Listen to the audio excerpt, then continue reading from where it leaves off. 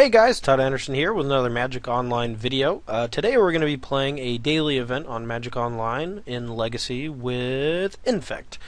Now, if you don't know what Infect is, if you haven't been playing for that long, Infect is a mechanic out of, I want to say, Scars of Mirrodin, where creatures had the ability to deal damage in the form of poison counters to the opponent, as well as -1/-1 counters to creatures.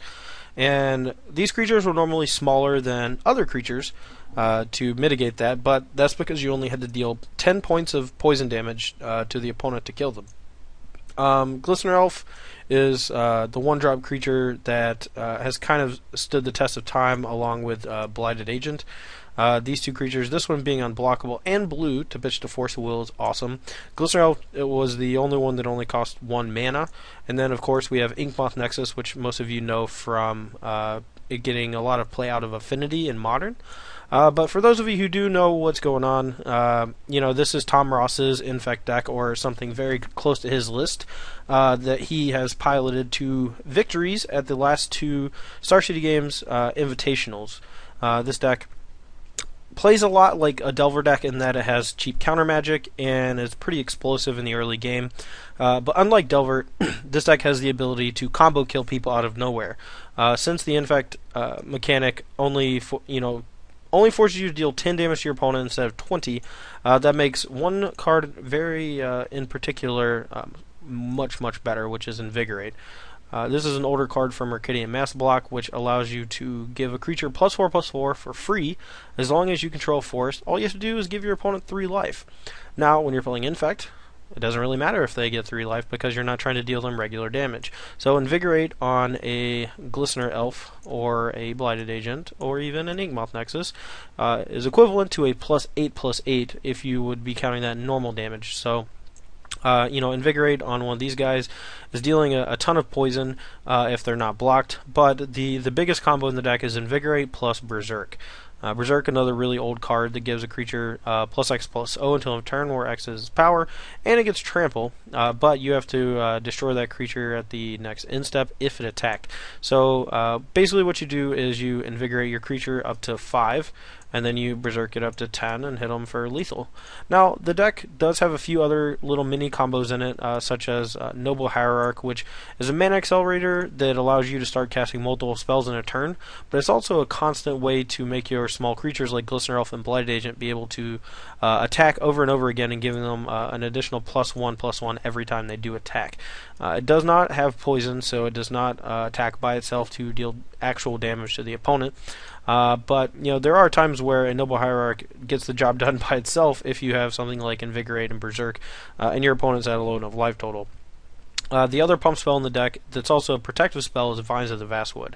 This card comes out of Zendikar, and it's a counter spell of sorts if your opponent tries to use a removal spell on your creature. Counters Abrupt Decay, which is very important because it gives your guy virtual hexproof, so that Abrupt Decay is countered due to game state as opposed to being physically countered with a counter spell. So Vines is great there. The trick about Vines is that it's not actually hexproof. You can target your opponent's creatures with it, and then, like for example, if we're playing a mirror match, you can target your opponent's creature with a Vines of Vastwood in response to their Invigorate, and that actually counters their Invigorate because you're giving their creature the inability to be targeted by spells that they control. So it's a pretty cool trick in that regard. But most of the time you're just going to be casting Vines of the Vastwood for 1 to protect your guy from a spell removal spell, but in a pinch you can kick it and deal an extra 4 points of poison to them. The rest of the deck is filled out with Crop Rotation as a means to protect yourself from Wasteland, but it also acts as additional copies of Inkmoth Nexus, which is kind of cool. There are a lot of situations where you can Crop Rotation for a Pendlehaven to pump one of your small creatures. You can also Crop Rotation for a Wasteland to kill an opposing land, such as Maze of Ith or Tabernacle at Pintervel, or anything that's really giving you a hard time. The rest of the deck is filled with cheap counter magic. We have a Singleton, Stifle, and Spell Pierce, and normally this is 2 Spell Pierces, but I really like Tom Ross's original list that had a Stifle in it, and Stifle has been pretty phenomenal for me. It's just, it's versatile, it has so many effects in many situations, and it counters one of the cards that interacts with you that you actually can't counter by normal means, which is Wasteland. Now, If your opponent tries to wasteland on your Inkmoth Nexus, having a Stifle to stop it is insane. Additionally, if you're ahead on board with either creatures or mana, being able to Stifle an opponent's land to keep them from catching back up is also pretty good. But it's not an effect we really want to flood out on. The Spell Pierce is okay. It's another soft counter that, again, we don't want to really overload on. But then we have a Ponder, 4 Brainstorms, and 3 Gitaxian Probes. Now, you won't see Gitaxian Probe as a card that sees more main deck play than Ponder for the most part. For most of the time, sorry, let me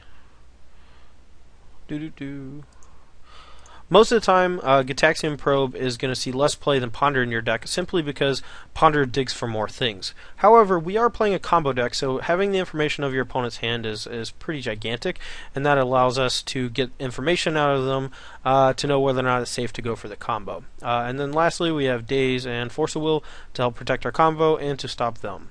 The sideboard is kind of a mishmash at the moment. I'm trying out some new things.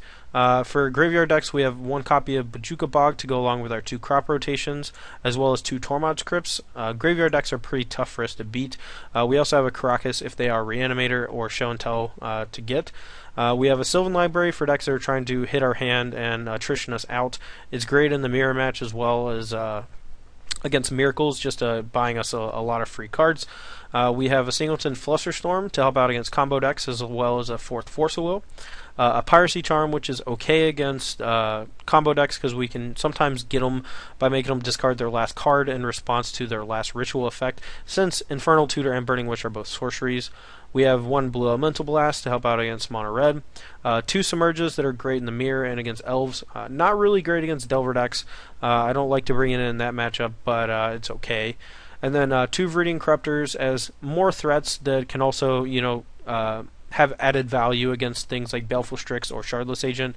And then finally a Corrosion Grip and a Nature's Claim to help out against things like Blood Moon or Counterbalance.